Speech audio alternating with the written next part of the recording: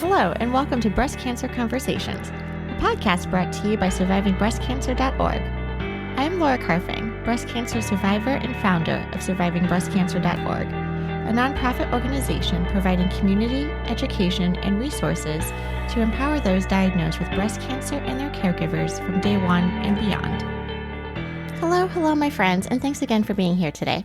This conversation moves across a lot of territory: diagnosis, recurrence, treatment decisions, fear, work, identity, and what it takes to keep going and showing up. And this is intentional.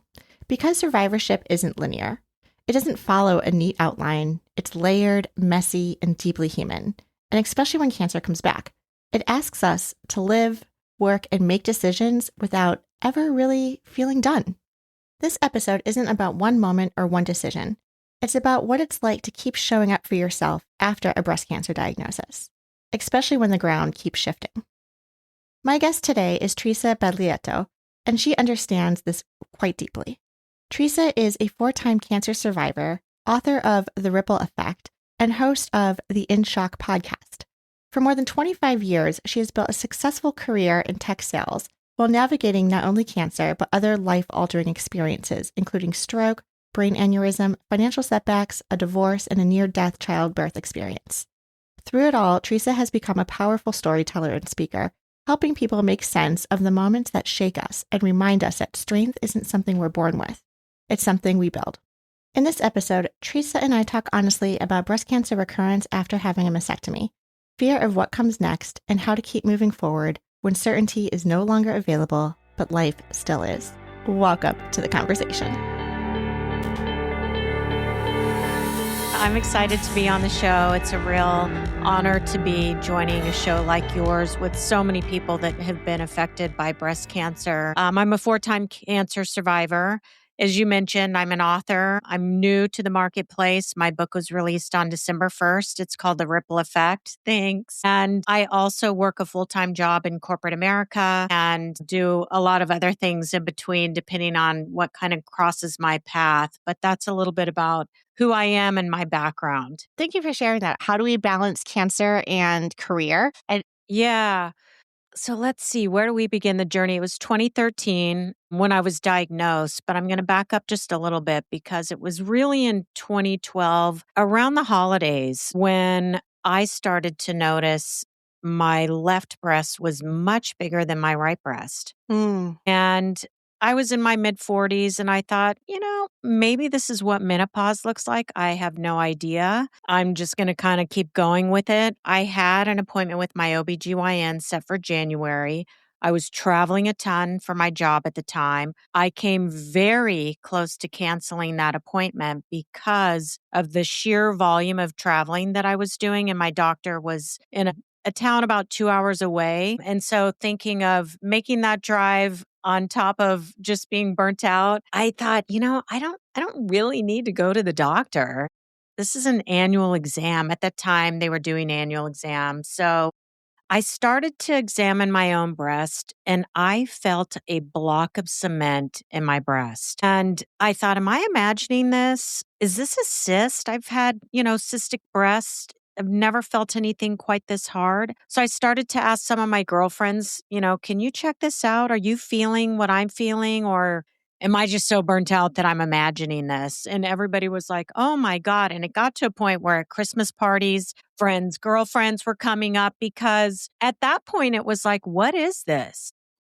And we didn't really talk about what if it's cancer. It was more about that's a really strange thing to have to feel so hard. So, and let's just say I went to my appointment. One of the first questions they always ask you when they haven't seen you in a while is there anything new that we need to talk about? Any concerns that you have? And I said, I think I might be in menopause.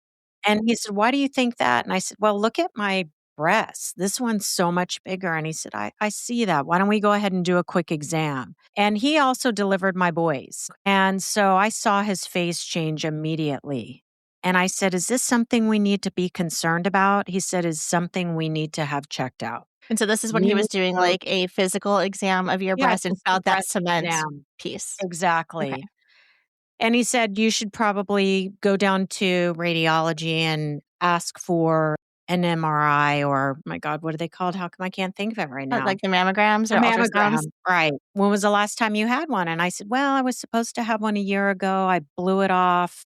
I blew the one off before that. So it's been 3 years. And my mother had breast cancer. My mother's mother had breast cancer. My father passed away from colon cancer. So I was just on the track to get checked regularly because of family history. There was no genetic test that I had had at that time to determine if I had been carrying any BRCA genes. So there's a lot of advocacy that goes between the time that he said, this is something we should have checked, and the time that I was diagnosed. I think that could take up this entire podcast. So I don't necessarily want to go there, but I can if you want me to. No, thank you for that. And would love to just even like linger a little bit on how you found this lump initially. Has it been there this whole time? Did you wake up one morning and you just noticed it?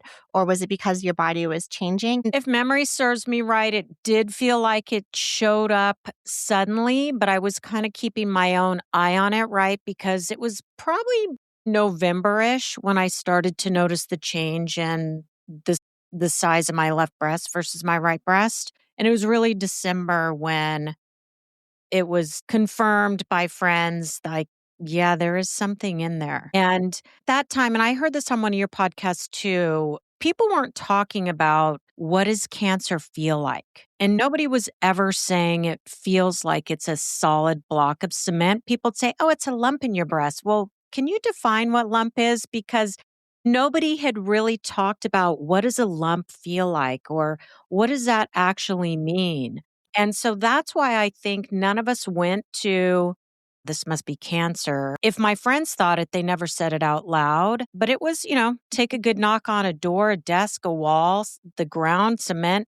That's exactly what I felt in my breast at that time.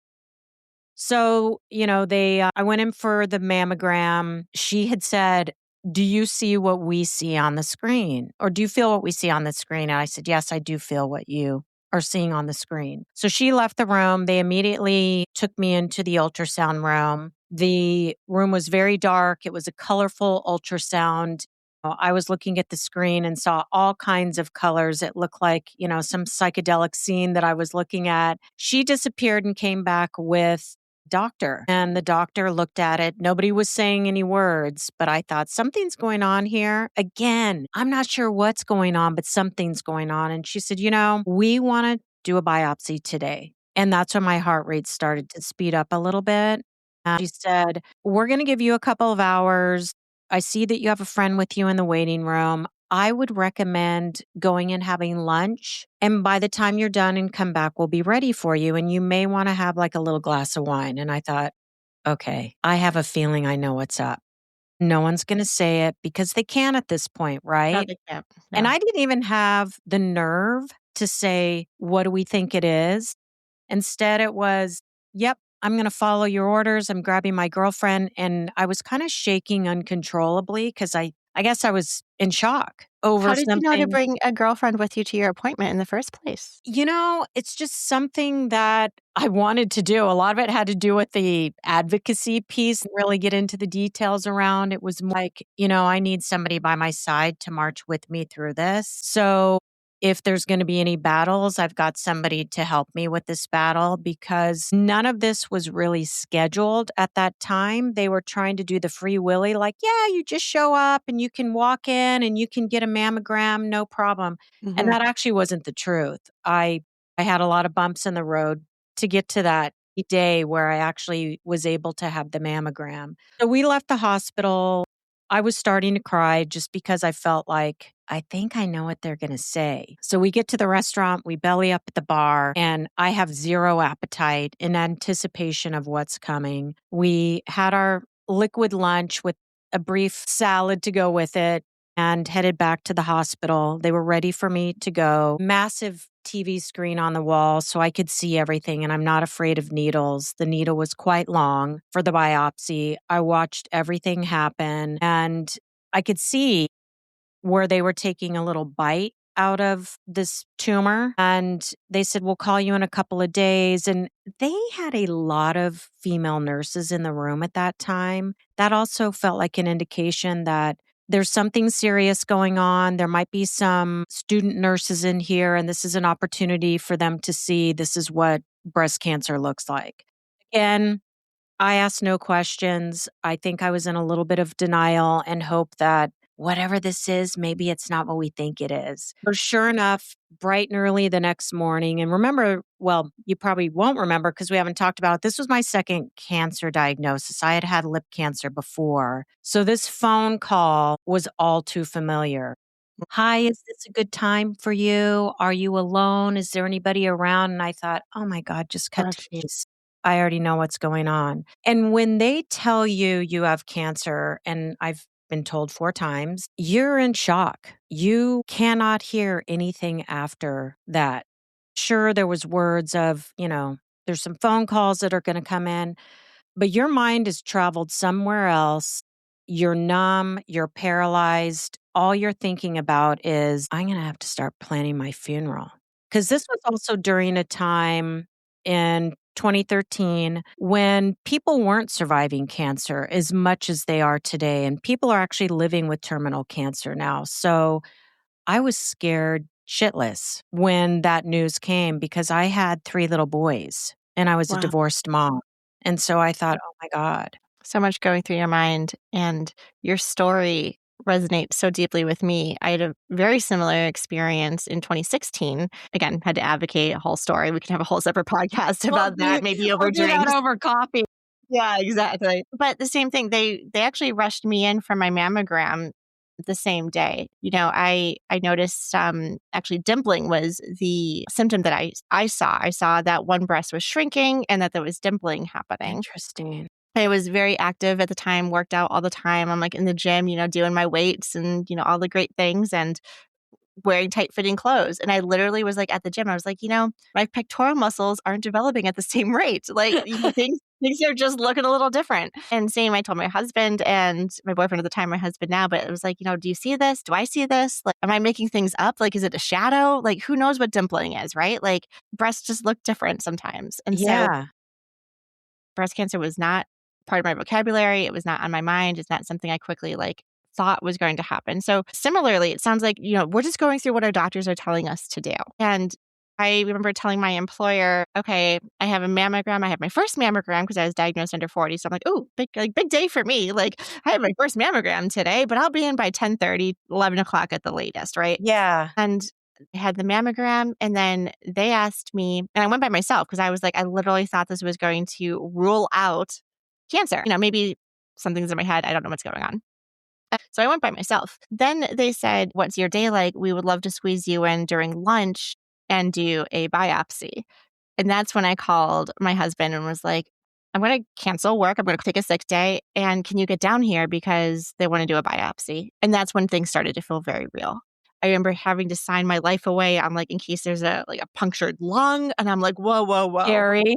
Right? And I'm like, what is this avalanche that is about to happen? Right. And so, I just empathize with you and then all of our listeners who have to navigate this uncertainty. And while our minds might be saying, okay, how do I prepare for this if this is cancer? There is a little bit of a waiting period of well, maybe it comes back benign, or maybe, there's so many questions. How do you navigate those moments? And you were still working at the time. So can I ask you, you had the biopsy, and then who do you tell? As you had your friend with you, but how do you bring Yeah. this up? It's interesting because I heard your podcast about your reaction and kind of approach to, let's just call it everybody else, but your boyfriend at the time, now husband. I was the opposite. I shouted it out to the world, called as many friends, because I was also going through a divorce. And I called as many friends as I possibly could and wanted everybody to know. And I'm not sure I did it consciously, but it was just, holy Moses, I've got breast cancer and I'm going to die. And I recently spoke to a doctor. She was on my podcast. I'm going to sidetrack just for a second. Absolutely. One of the things that she does is she helps people who are either living with cancer, dealing with cancer, that don't have terminal cancer, kind of get your mind straight so that you can make those hard decisions about surgery, the type of treatment that you're going to have. Because not everybody has somebody or has another pair of listening ears to help with those decisions. And what we learned is that if anybody has a story like mine, which was my father got diagnosed with cancer and died, and my mother later did pass away from ovarian cancer on top of the breast cancer. So I have a story in my mind that if you have cancer, you die. That's all I know. And it's my own story that I've created. But the reality is, I've had cancer 4 times and I'm not dead. I'm here today. We're talking. And Yes. so it's about shifting the mind. And the truth is, there are more people living today with terminal cancer than there ever have been, ever. And I think that's so important. Yes, it's scary. Yes, it will shock you when you get the news. There's no denying that. But hopefully, most people aren't going to a place that I went to, which was I had already buried myself 6 feet under when I was diagnosed. It was like, woo, I got to tell everybody because I don't know how long I'm going to be around. And the funny thing about that is when you get diagnosed, you really don't have all the information. All you know in that moment is that you have cancer. And it's when you go in for your follow-up appointment that you get fully educated on here's what we know today. And even still, we won't have all the information until you have surgery and we look at your lymph nodes, and then we'll have the full story. So we all do this no matter what the situation, but especially with cancer, we make our own conclusions before we even have all the information. So if anyone's listening who's new to this, somehow take some deep breaths and slow your thought process, because I didn't have all my information until my first surgery, which was 3 months after my diagnosis. And it was after they checked the lymph nodes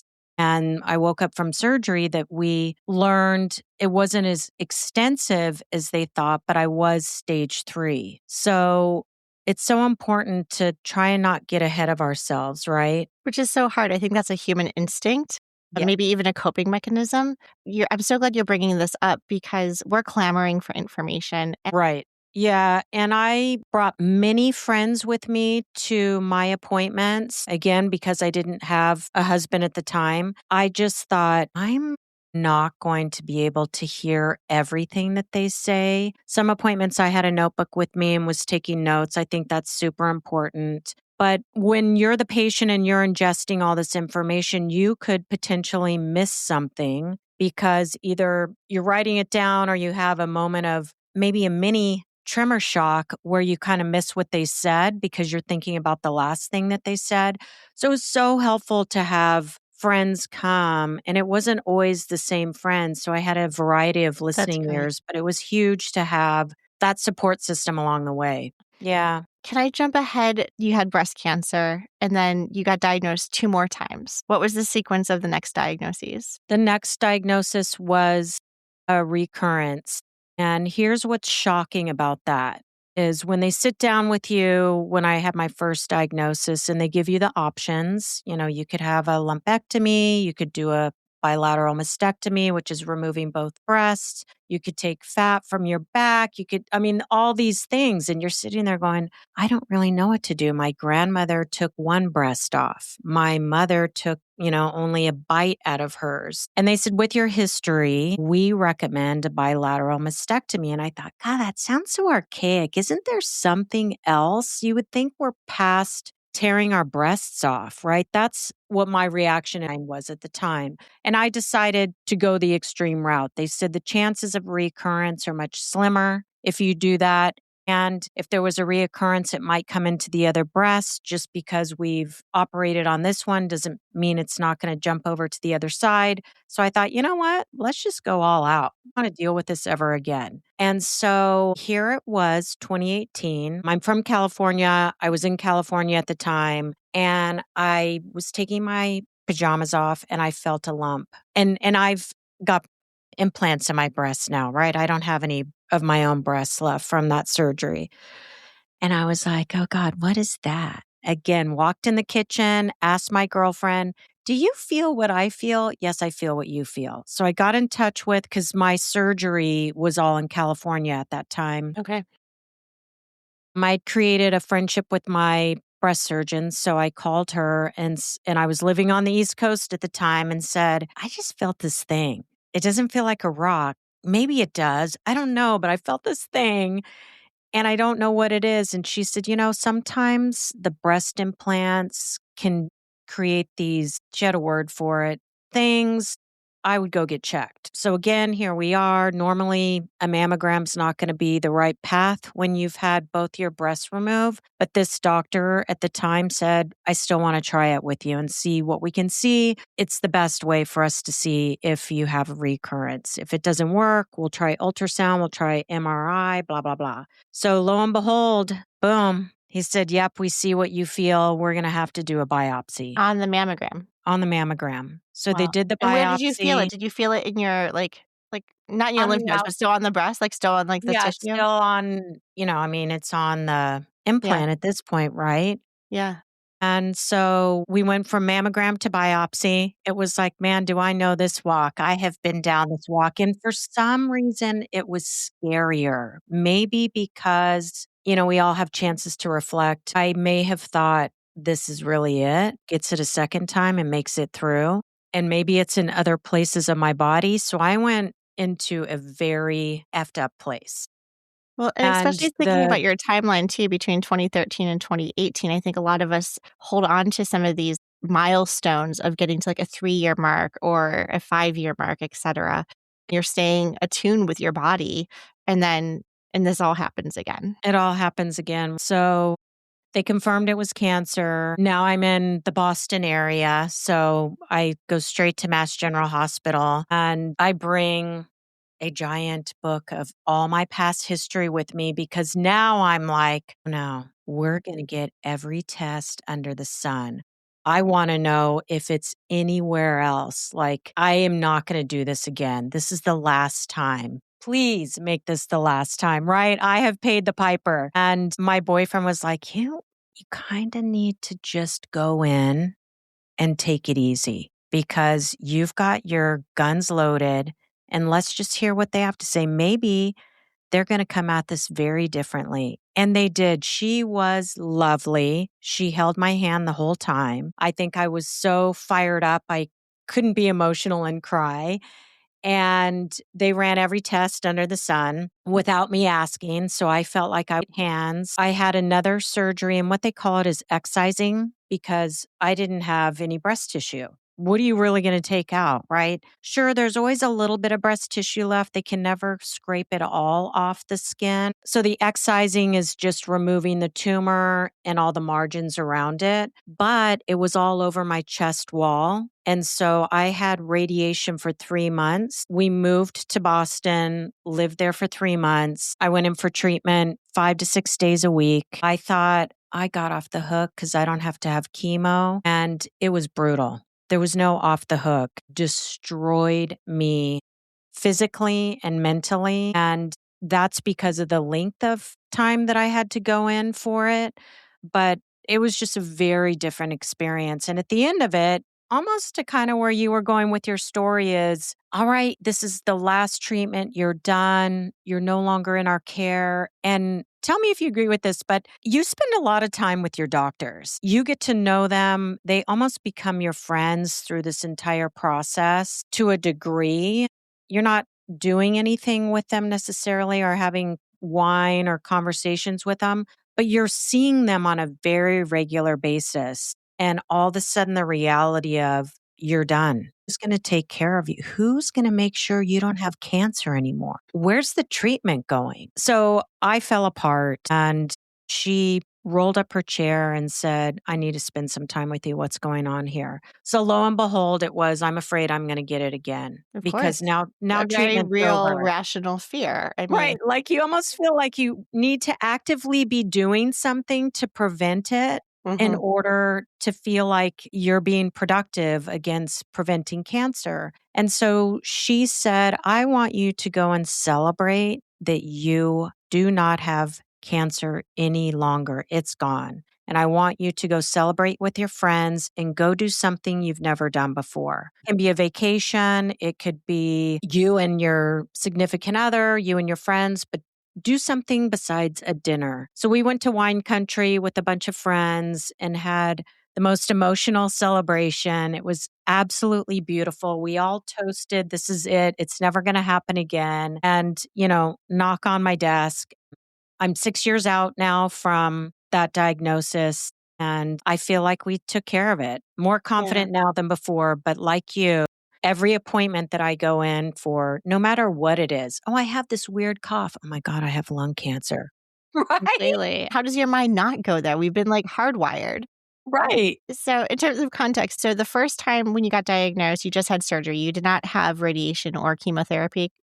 And then the second time you removed the tumor and then had radiation. I had a third follow up just to like put the timing in. So, what stage is this? So, because it's on the chest wall, how does that get staged? They staged it at a stage 2, so it's not like it was because it wasn't in the lymph nodes, that changed the staging because the lymph nodes again. So they're like, ironically, this is much different than your last one. Your last one was a much more aggressive and much bigger tumor, but it probably had been there for a longer time and just decided to show its ugly self, right? But I was going to say something about the chemo treatment. So chemotherapy was an option for me the first time around. At that time, a new test had come out. It was called the Oncotype DX test, where they ship your tumor off to this lab. They take the tumor and they actually put chemotherapy treatment on the tumor itself. And my tumor didn't respond at all. So when the oncology team said, it's optional for you, we don't necessarily believe that it's going to make a difference, but if you want to do it for peace of mind, and I said, absolutely not. I'm not doing it. Yeah, it's such a unique story. I appreciate you sharing all of this with me and with our listeners as well. The first breast cancer versus the second breast cancer was different. When they said it's all over your chest wall, I immediately thought it's in my lungs. Of course. Right. Why wouldn't you think that? Of course. Right. Or your Yeah. bones, right? Your sternum, like everything right there. And so I didn't have to push for all the tests because, again, they did every test to make sure that it wasn't anywhere else in the body. So that was important to me to have that. But I still was like, how do they know for sure? Right. Because I was shocked that it came back. And we had done everything that you're supposed to do, right? Some people might say, well, maybe if you did that chemo, it wouldn't have come back or You can't do whatever. that.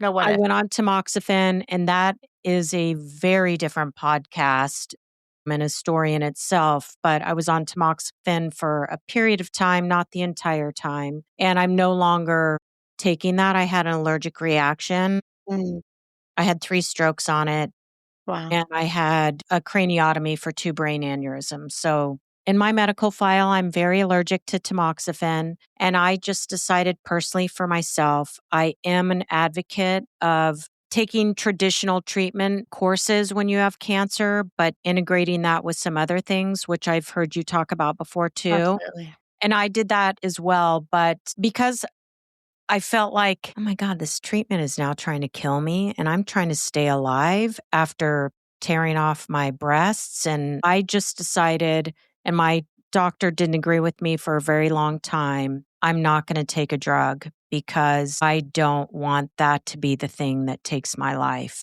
And I didn't want to risk it. And there was plenty of clinical studies to try different things. And I just was scared straight. I mean, I had my whole skull opened up and I was like, no, thank you. I'm done. Everyone's decision is their own decision, and to take agency of that. Mm. To your point, too, we talk a lot about this in our podcast and in our communities. We are definitely the proponents of here's the standard of care or explore clinical trials. Here are a lot of great opportunities. I just got back from the San Antonio Breast Cancer Symposium, SABCS.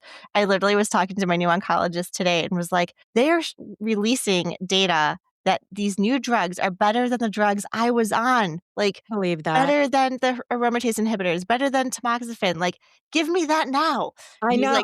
He's like, Laura, no, like you're good. Like you went through your treatment. I was like, I know, but this stuff is better. Like, give it to me.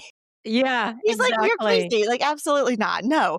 But, so that's the best thing about science is that, more stuff is coming out and treatments are getting better. And how you started this conversation is that Yep. we're living longer, which is fantastic. But then what is that quality of life that we're also trying to balance? And how can we bring in integrative therapies to complement side effects or to complement our own healing? Because again, back to that agency piece, you want to feel like you're taking ownership of your cancer. My community knows this about me. I'm Italian. Like, I drink wine. I'm not giving up the wine. Other Right. people are like, I'm "Wine with you, causes sister. cancer," and I'm like, "Wine, I don't care." Like, we have to have our vices, and I've That's chosen right. mine. And Yeah. so, you have to just feel comfortable whether you're taking tamoxifen, staying on treatment, not changing treatment, drinking the wine, having the cookies, like, it's that balance, and at the end of the day, if you can look at yourself in the mirror and say, "You know what? I'm making the best decision for me, and I'm owning that decision," then that's the right decision. I've got plenty of friends on a variety of medications who've had or breast cancer. Some of them are on tamoxifen, and they're not having any issues. So this certainly isn't to say that that's a drug that can cause problems. My body just reacted to it in a bad way, right? Absolutely. Absolutely. So this was 2018. You had your radiation, and today, like, you're feeling good from a breast Feeling cancer great. perspective? Yeah. So I had my last surgery in September. I obviously had breast implants after the first diagnosis. They were already in there, and having 3 months of radiation on the implants creates another problem, right? It's kind of like the domino effect. And so I got capsular contracture on my left breast. And for those that are listening, what that is think of a tennis ball. If you've ever cut open a tennis ball's furry and hard on the outside, but if you slice it open, it's encasing or encompassing the ball itself, right? And you can think of the capsule that was encompassing my implant like a tennis ball, like the fuzzy tennis ball. It was hard as a rock, my entire breast. It shifted up into my clavicle area towards the end. And so we decided to take the implants out and replace them with new ones. That's one of the options. And it has been fantastic. Now, I was very scared going into that surgery. And I remember sitting with one of my girlfriends and I said, I'm scared shitless. Like, what if when they take out the implants, they see like cancer everywhere? And she's like, Are you kidding me? Like, your chest is like a desert now. You had so much radiation in there. A plant couldn't even survive in there. She's like, Think of it that way. It's just dirt. There's no water moisturizing the dirt. It is just dirt. It's a desert. There's no way they're going to find anything. And the day of surgery, she said, Do you have any concerns? And I was like, this is what I'm worried about. I can't even believe I'm saying this out loud. And she said it's natural for somebody who's had breast cancer twice to feel that way. We don't anticipate seeing anything. We've done enough images to determine there's nothing in there other than the implant. So you'll be fine. And it all came out just fine. So it's That's all good. good. So feeling great. Yeah. Yes. Yeah. And so taking the snapshot of the years that you've been navigating a cancer diagnosis, and then also the challenges of being on tamoxifen and all of the other hardships, how has that impacted your career and your life and your outlook overall? Hmm. Big question. I'm sorry. No, it's a great question. There's a lot to unpack there, and I'm trying to keep it more direct. I think it's given me perspective to be more purposeful in my life. And the truth is, we never know when a life changing moment is going to come, right? Life throws curveballs. We all know that, especially those of us who have gone through something like this. And there's many curveballs, different types out there. But it makes you think about what you're doing with your life. And I'm at a point where I'm entering into that age group that starts to think about retirement.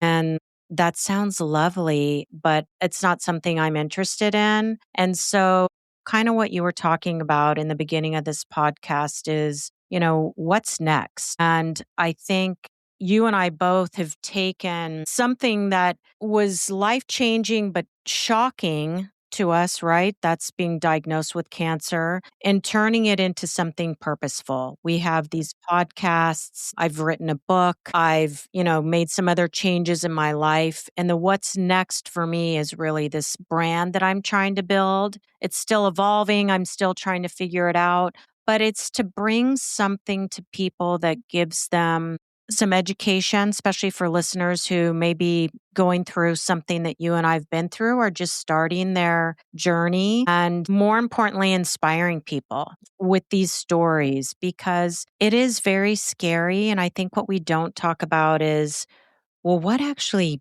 got you through? What were the things that you leaned into? And that's something that I talk about in my book as well, because everyone talks about resilient. You're resilient. I'm resilient. We survived. We made it through. No matter how hard, sad, awful it was in the moments, because there was many of those moments where we wish it went away. But what are the things that you do when you're in those moments? How can you make those moments better? And I want to be able to share that with others. And a lot of them are what I would call obvious, but when you're in it, you're not thinking straight. And so it's nice to know, what did she do that she's doing so great now? And what about Laura? What did she do? They're both smiling and they look happier than ever. Those are the things I like to share to inspire people to help them. So a more meaningful next thing. You reference your podcast and your book. So your podcast is called In Shock. It is. Tell me a little bit more about that. When did you launch your podcast? And tell me, again, where listeners can find it and what topics you cover. Yeah. So In Shock has been around for 12 months now. Exciting. Made it through the first year. And it's really it's talking about a variety of topics about those hard moments and how to overcome them. And those topics cover everything from cancer to financial struggles, divorce, any life-threatening health issues, and everything in between, because not all of us cope the same way. You and I've had something really big happen to us. And I have friends who've had what I might think is something small impact their life, but it feels of magnitude to them. And so we talk about that stuff too. I even get into like a terrible UTI and what that's. So it's not necessarily to talk only about cancer, but there's certainly guests on my show. We talk about cancer. It's a big topic. There's a lot to share. We all have different experiences. And the book, The Ripple Effect, is really starting from my childhood when I lost my father at age 10 to colon cancer, all the way through losing my mother through ovarian cancer. And those key things that I leaned into that helped shape who the person I am today is. Beautiful. And you said that your book is currently available. So where can people find that? You can find it on Amazon, and I would recommend pulling it up by my name because, you can't trademark a book title, but the book title is The Ripple Effect. If you look that up on Amazon, you're going to find a lot of books under that title. So just search under Teresa without an H, and my last name is Baglietto. Fantastic. You talk about how do we get through it? What are some of the tidbits or practices that got you through it? Can you leave me and my listeners with what was one element that got you through some of this hardship? Yeah, I'll share one that not many people talk about. You and I share some of the same ones. Again, just kind of hearing some of the stories that you've shared.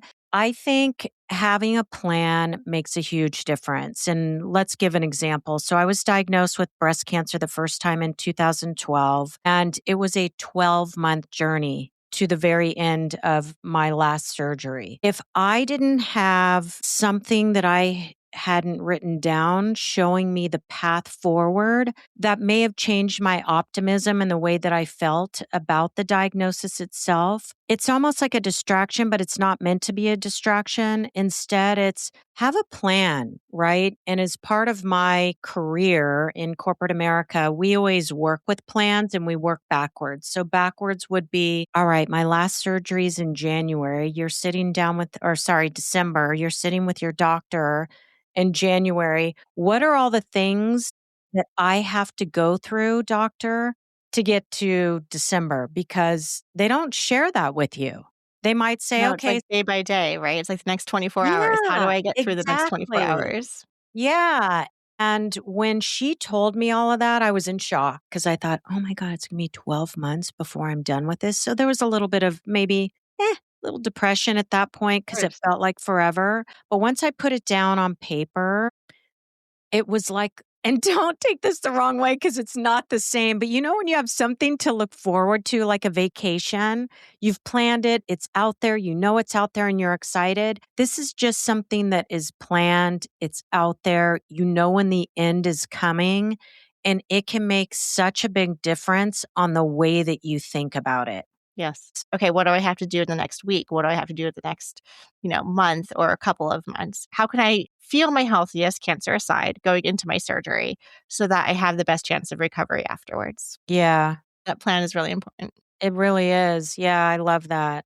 Well, Teresa, I loved this conversation. I definitely want to have you come back. I want to talk about advocacy. I want to talk about menopause. I want to talk about overcoming life challenges. So we will definitely continue this conversation. Is there anything that we haven't talked about that you want to leave our listeners with? Yeah, I'll just leave with maybe a thought, especially for those going through it. You said something that I absolutely loved on one of your podcasts, and it's about the cancer journey.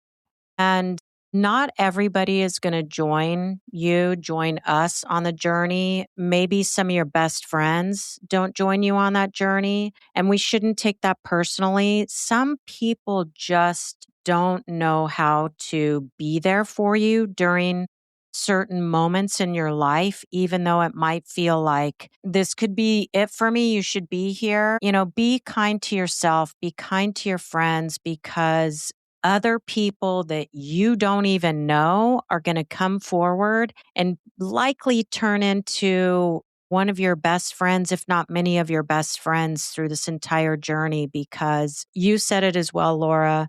I had so many people sending me notes on Facebook, sending me emails, mailing me books, never met in my life, who were connected to people that I knew that wanted to help in some way. And there's nothing more fulfilling than that when you're going through something that's scaring lights out of you. And I have to say, for people who are listening and they don't know what to do for someone who's been diagnosed, people will probably have an opinion about this, but you can't really do anything wrong. I remember getting gifts that I was like, how did they know to send this to me? How did Yeah. they know that I needed like a water bottle or a blanket or the fuzzy sock? Like, Yeah. it was like the thought. It was like, it didn't really matter what showed up in the package. I was like, oh my God, these people were so thoughtful that, getting a pair of sweatpants to wear to go to the infusion center. I was like, oh my God, thank you so much.